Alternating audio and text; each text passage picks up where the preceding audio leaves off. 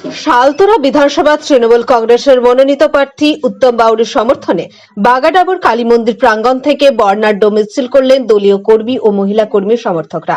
এই মিছিলে পা মেলালেন শালতোরা ব্লকের ব্লক সভাপতি সন্তোষ মণ্ডল, জেলার তৃণমূলের শ্রমিক সংগঠনের জেলা সভাপতি রথিন ব্যানার্জি, কালীপদ রায়, মহিলা ব্লক সভানেত্রী অনিমা মুখার্জি ছাড়াও তৃণমূলের নেতাকর্মীরা।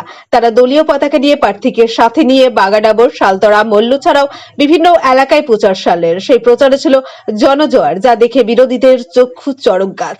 এখন দেখার বিষয় কার ভাগ্যে থাকছে শালতোরা বিধানসভা।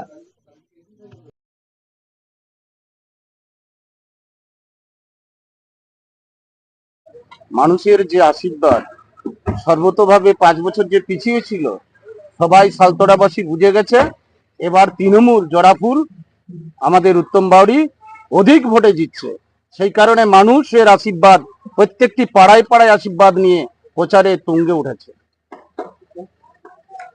কতটা আশাবাদী? 100% আশাবাদী তৃণমূল কংগ্রেস বিপুল ভোটে জয়লাভ করবে। কিন্তু বিরোধীরা বলছে এবারে বঙ্গ থেকেই তৃণমূলকে ধুয়ে মুছে সাফ করে দিবে। এটা সম্পূর্ণ মিথ্যা।